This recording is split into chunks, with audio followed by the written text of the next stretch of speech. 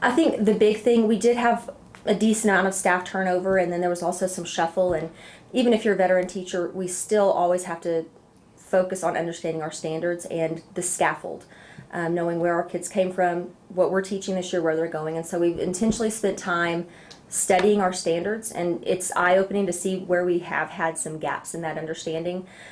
So we start with really looking at our standards, and we use the text, but then also the lead forward documents to really make sure we understand what it is we're supposed to be teaching.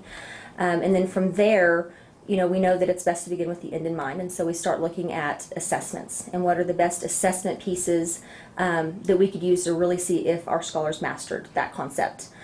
So then we start looking there at those assessments and building those together. And then after that, we start looking at the planning component, because now we know, end in mind, this is where they have to be. Now what instructionally do I have to do to get them to this level? And then after that, then we look at the data from the week before. What did they get? What did they not get?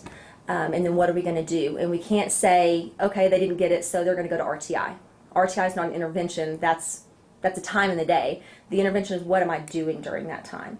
And so we started developing ways to build on each other's strengths. And so we would pull apart, okay, Mrs. Cabasuela, your scholars did excellent in 3D geometric shape. So all those that didn't get that are going to you for RTI this week.